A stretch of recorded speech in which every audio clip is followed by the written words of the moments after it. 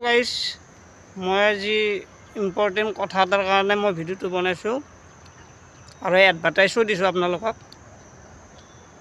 মই মোৰ পৰা আজি পকেটৰ পৰা 200 টকা এটা হেৰাই গ'ল।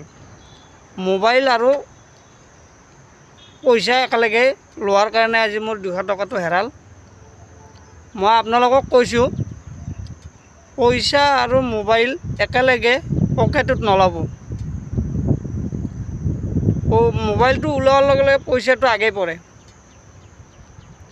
কোনো জানো এনেকুৱা ভুল কাম কোনো নকৰে। তাৰ কাৰণে মই ভিডিঅ'টো বনালোঁ। আজি মোৰ তেনেকুৱা হৈছে, মোৰ 200 টকা এটা পকেটৰ পৰা মোবাইলটো ওলোৱাৰ লগে লগে পকেটৰ পৰা ওলাই পৰিল।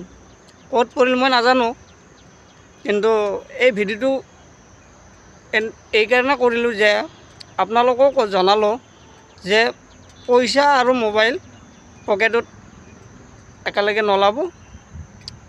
যদিহে ভিডিঅ'টো চাই ভাল পায়, লাইক কমেণ্ট শ্বেয়াৰ কৰি দিব আৰু মোৰ ফেচবুক পেজটো কমেডিয়ান বাই যোগেন দা পেজটো ফ'ল' কৰিব আৰু যোগেন ব্লগ ইউটিউব চেনেলটো ছাবস্ক্ৰাইব কৰি দিব।